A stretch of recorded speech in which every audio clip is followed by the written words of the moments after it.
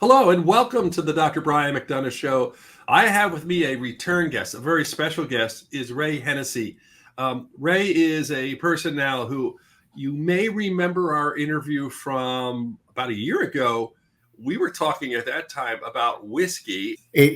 What I didn't expect was the number of distilleries around the world that were trying to ship me bottles of whiskey for me to review for them, and it made me think like maybe I missed my calling, like maybe this is something I can should have done forever. Yeah, and I think we have become a global village because of social media and things like that. We've also seen this amazing transformation of the personal coming into the professional and vice versa.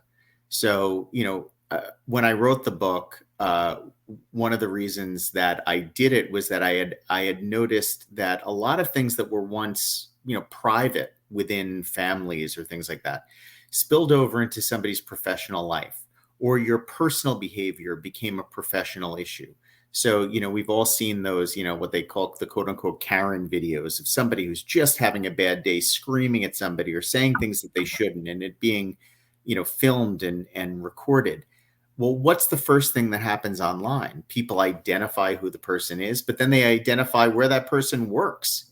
And they'll turn around and they'll say, oh, why does this person work for you? And then the company's got a corporate issue with it.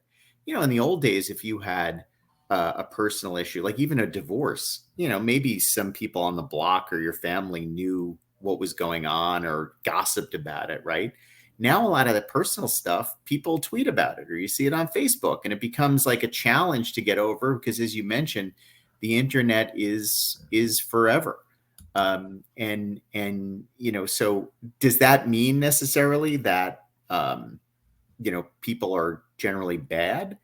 I don't think so. And in fact, I think we've all screwed up. We've all done things that we shouldn't have done, or that we feel bad about doing, or that were taken out of context in a moment. And you can't let that define you. And we went through this period of cancel culture, which people talk about all the time, right? Where somebody does something wrong, and then the online mobs go and make sure that you can't work again, you can't be in polite society again. I actually think that that's kind of like un-American. I actually think that by focusing on the person instead of the act, we're not giving people the chance for reclamation and rehabilitation. And I think a lot of this came from me being raised Catholic, and you always learn that you're going to screw up as a human being, but if you're sorry for it, you can move forward from it. And that was kind of the concept behind writing the book in the first place. And it has real practical considerations, particularly for like business executives who make mistakes in how they're helping their, to move forward. And then people encourage me to talk about the personal, like how to get over some of the bad things that you've done in the past, without, spending your life being thought of as just a bad person. We had an opportunity to chat a little bit before the interview, and one of the things you said to me, and it was striking, was that you said you probably couldn't have written this book years ago, that a lot has been personal experience and personal growth. Tell me a little bit about that, and a little bit about why you were able to do it now. Yeah, I think that being able to have some context around the idea of misdeeds and then the road back takes both personal experience, but it also takes like the wisdom and maturity of years, like seeing over the years and putting into perspective how people react and respond. It also is not, one of the more fascinating things, and I think you'll appreciate this more than anybody else, was to see the biological and the psychological effects of when we do things that harm other people, and then we try to make amends for those. So I needed to spend years doing research, like psychological research, other types of research on how human beings interact with each other. saying sorry is something that we do every day to people. Sometimes we say it too much, like, sorry, I'm late for this call. Sorry, on this one, you're not really sorry. But, the human history is about wronging people and trying to make up for it in one way or the other. And so I don't think that I could have, let's say, 20 years ago, turned around and said, well, I know everything there is to know about apologies and how to, say sorry and move forward and own up to it.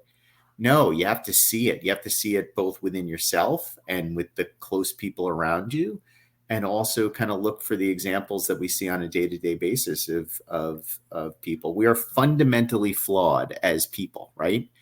And but I do feel very strongly that doesn't mean that we should be condemned to the scrap heap.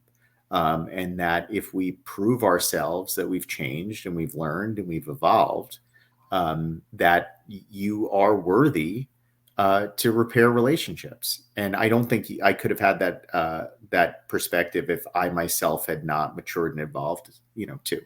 The main title of the book is called Beyond Sorry: How to Own Up, Make Good, and Move Forward After a Crisis. And the term beyond sorry came from a real world experience where I was talking to somebody who had done something through a party, and the party ended up in the news, and it was just all sorts of, Sodom and Gomorrah going on. And because it was in the news, he was fired from his job. And here was a person who was at like his lowest moment. And I was brought in to actually train him for some media that we were going to be doing around, getting him back on track from a reputation standpoint. And I walked into the room, he walked into the room with me, and I didn't even look at him. And I just laid into him. I just said, you're awful. You're a terrible human being. You're everything that you did was bad. And he looked at me and he said, you're right. You're right. And I turned around. I said, good, we can work together, because, you need to realize that what you did was wrong before you could get anybody's forgiveness.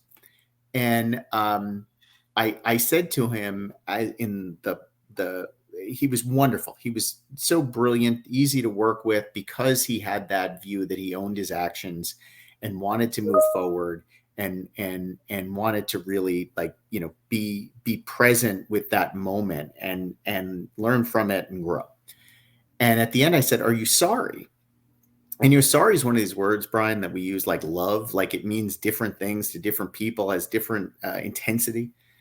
And he looked at me and he said, oh, I'm sorry. I'm beyond sorry. And it occurred to me, like, how do we get beyond sorry? How do we, how do we move to the point where we're really getting beyond, transcending what the simple, like, oh, I'm sorry, just, get over it kind of thing, to saying, I'm sorry, like looking at the words, looking at the definition, like, I'm sad about this. This hurts me that I hurt you. How do you get to that point? And so it was great. And it actually helped him to reform his career. But history is like that. Like, people who have made famous apologies, like those, students of history, I mentioned, like George Patton, right, who slapped two soldiers in Sicily during World War II. And a moment like that should have been career ending for him, as valuable as he was. But, he was ordered to apologize, and he made different kinds of apologies. And he went to the moment. He went to the two soldiers themselves and apologized directly to them. He put all sort of the divisions together for the army units he was in charge of, and apologized to them division by division. He wrote a very, very heartfelt letter to Eisenhower, who was his boss at the time, and apologizing directly for having let him down. And the irony is that most of the people that he was apologizing to actually thought that what he did was not as bad as people were making out. In fact, the only ones that are recorded to have not have quote unquote accepted the apology were the doctors who were treating the patients that he slapped. But people in those moments do something that is often horrific and is out of character.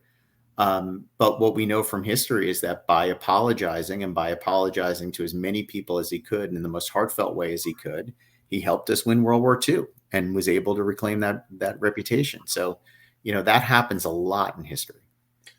I'm Dr. Brian McDonough. My guest is Ray Hennessey, the author of Beyond Sorry: How to Own Up, Make Good, and Move Forward After a Crisis. And prior to the interview, I went online.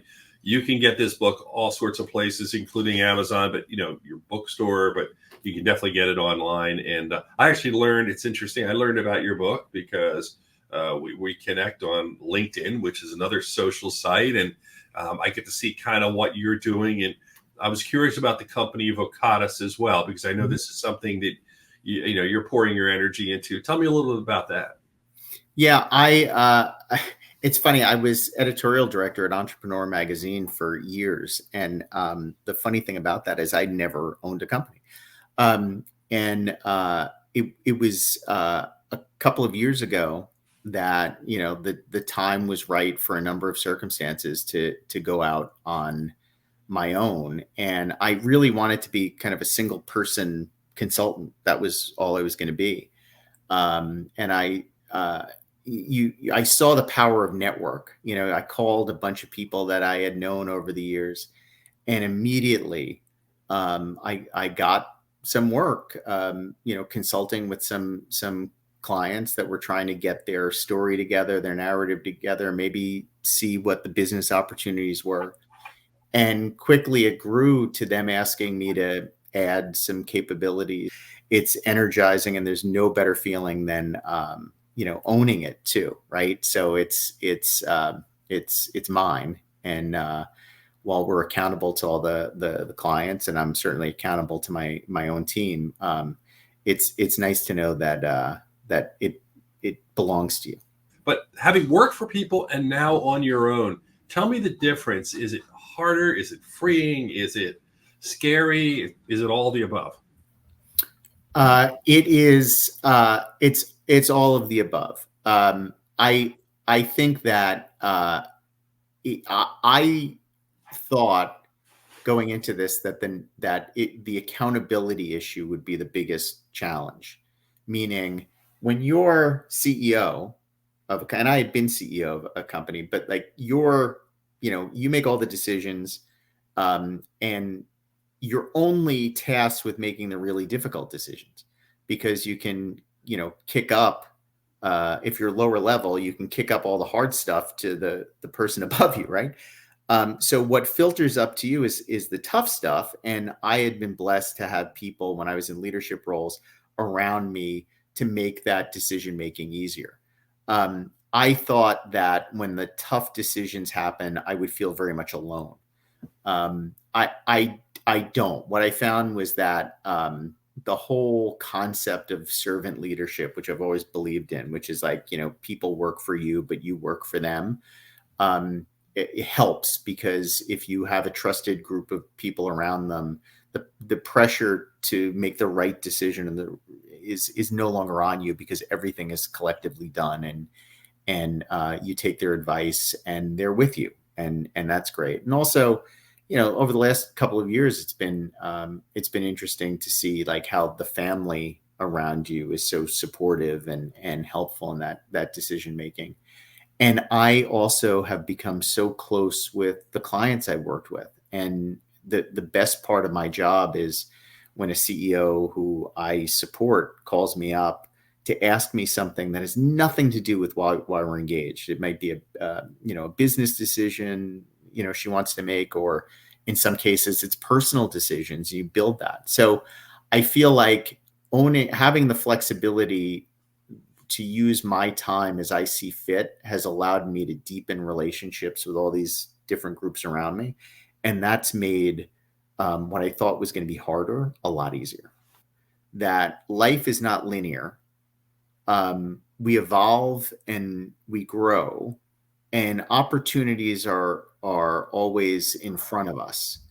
And I'm always reminded of this quote by the Jesuit philosopher Teilhard de Chardin, who said, like, we're collaborators in creation, and that means that at any moment of our time, even those dark moments when we think that nothing is going to go right and everything looks bad, something always happens. Something always changes around us because life is not linear. And I've just derived so much energy out of that, and that thinking, and that sort of the mental approach to life and to business. And I just hope that that people who read the book or follow us or kind of listen to all the things we're talking about, understand that and come away with that as well. There's a rabbi, believe it or not, said to me once, make plans and God laughs. And I think that's a good reminder of things as well. So. Well, Ray Hennessey, thank you again for joining us on the Dr. Brian McDonough Show. You're always welcome. New book, new challenge, the nonlinear path. We certainly would love to have you back again. And I do appreciate your time. I know how busy you are. You're the best. Thank you. Thank you.